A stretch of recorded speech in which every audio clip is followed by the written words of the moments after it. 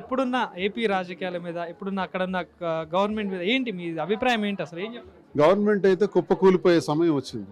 ఎందుకంటే ఈ కూటమి ప్రభుత్వం ఇచ్చినటువంటి వాగ్దానాలు అమలు చేయలేక ప్రజలకు మోసం చేసి, ఏ సూపర్ 6 అయితే అమలు చేస్తామని చెప్పి ప్రజలకు మోసం చేసి అధికారంలోకి వచ్చారో అవన్నీ కూడా ఈరోజు పక్కన పెట్టారు. మోసం చేశారు ప్రజలకు. ఇప్పుడు ఎలక్షన్ పెడితే జగన్మోహన్ రెడ్డి 175కి 175 కూడా గెలుస్తాడు. జగన్మోహన్ రెడ్డి లాంటి నాయకత్వం కావాలని, ఆయన నాయకుడు కావాలని నా కొడుకు, నా తమ్ముడు, నా తండ్రి, నా అన్నదమ్ముడని మహిళలు ఎంతో బాధపడుతున్నారు. ఆయన పోవటం వల్ల చాలా తీవ్ర ఆవేదనకు గురయ్యారు. ఇలాంటి దౌర్భాగ్యమైన ప్రభుత్వాన్ని ఎందుకు ఎన్నుకున్నామా అని బాధపడుతున్నారు. మళ్ళీ జగనన్న వచ్చేస్తాడు, మళ్ళీ మంచి రోజులు వస్తాయి, ప్రజలందరికీ మేలు జరుగుతుంది. కూటమి ప్రభుత్వం చేసిన మోసాలన్నీ తరిమి కొట్టే రోజు వస్తుంది. సో నిన్న జనసేన ఆవిర్భావ దినోత్సవ సభలు కూడా చేసి సవాల్ విసురుతా ఉన్నారు మీకు. సో ఏం చెప్తారు మరి నిన్న పవన్ కళ్యాణ్ గారు మాట్లాడిన మాట? ఆడ తలకాయ పవన్ కళ్యాణ్ మామే సవాల్ ఇసిరేది. అతనికి ప్రజలకు మోసం చేసేటటువంటి తత్వంతో బ్రతికేవాళ్ళు వాళ్ళు.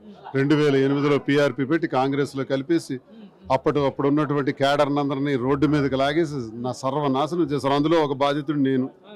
చాలా మంది జన సైనికులకు తెలియదు వాళ్ళు చేసిన మోసాలు. 2008, 9, 10 ఆ పార్టీని భూస్థాపితం చేసి తీసుకెళ్లి కాంగ్రెస్లో కలిపారు. నమ్ముకున్నటువంటి మా లాంటి జీవితాలు ఏమవ్వాలి? మేము రాజకీయం వదిలేలే, వాళ్ళు విడిచిపెట్టారు. వాళ్ళ స్వార్థాని కోసం కలిపేసినారు పార్టీని. ప్రతిపక్ష నాయకులని అరెస్ట్ చేస్తా ఉన్నారు, అరెస్ట్లు అని చెప్పేసి బెదిరిస్తా ఉన్నారు, వార్తలు కూడా వినిపిస్తున్నాయి. మీ కూడా వార్త వినిపిస్తాను. ఏంది ఎదురు సిద్ధంగా ఉన్నారా అన్నిటికీ?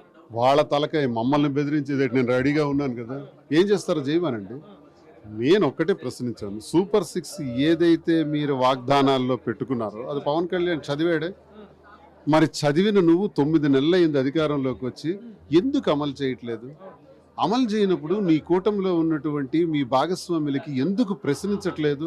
ప్రశ్నించడానికే వచ్చాను, ప్రశ్నించడానికే వచ్చాను.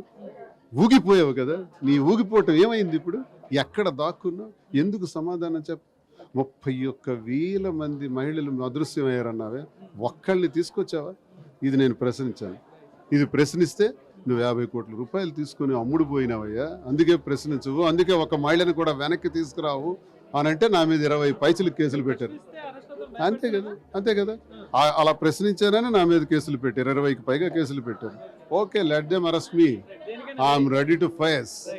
అన్ని అరెస్ట్లే చేస్తారో, పారామిలిటరీ దళాలే పెట్టుకుంటారో, మమ్మల్ని ఏ రకంగా హింసిస్తారో, ఏ హింసకైనా జగనన్న కోసం, జగనన్నను మళ్ళీ ముఖ్యమంత్రిని చేయటం కోసం ఈ దువ్వాడ శ్రీనివాస్ సిద్ధంగా ఉంటాడు. రాబోయే రోజుల్లో మళ్ళీ వైఎస్ఆర్సీపీ గవర్నమెంట్ ఫామ్ 100% వస్తుంది. ఈ రోజు ఎలక్షన్ పెడితే జగనే ముఖ్యమంత్రి. Thank you so much. Thank you.